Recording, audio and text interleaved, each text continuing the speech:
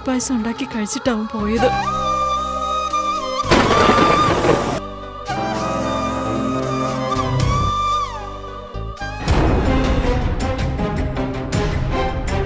വയസ്സുള്ള ദേവനാണ് പ്രതി. പുറത്തൊന്നും ഇറങ്ങരുത്. ഡോറും വിൻഡോസും ക്ലോസ് ചെയ്യാൻ മറക്കരുത്.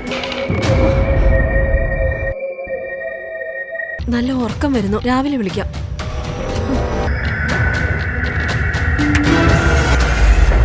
നിനക്ക് പാൽപ്പായസം ഉണ്ടാക്കി തരാ ഇവിടെ നിന്റെ ആരാടാ ഉള്ളത്?